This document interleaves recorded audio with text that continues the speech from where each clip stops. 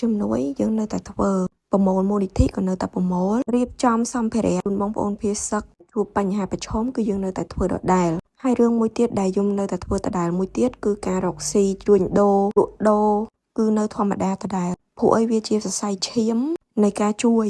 ខ្ញុំត្រូវការធនធានដើម្បីជួយដូចគ្នាអញ្ចឹងខ្ញុំអត់អាចផ្ដាច់ស្រង់ដើម្បីមកជួយសង្គមបានទេជាតិក៏ពួកខ្ញុំជួយសកម្មភាពរកស៊ីលក់ដូរពួកខ្ញុំគឺនៅដំណើរការធម្មតាដដែលប៉ុន្តែមកក្រោយនេះគឺខ្ញុំអត់សូវផុសតាក់ទងជាមួយនឹងរឿងជំនួយទេក៏ខ្ញុំអត់ចង់ឲ្យមានការបែកធ្លាយឬមួយក៏វែកញែកទីតាំងសុវត្ថិភាពរបស់បងប្អូនភេសកដែរប៉ុន្តែសួរថាសកម្មភាពទាំងអស់នៅតែបន្តគឺបន្តដដែលបងប្អូនដែលមានសម្ភារៈចង់បរិច្ចាគអាចយកមកបរិច្ចាគដដែលគឺយើងនៅរៀបចំ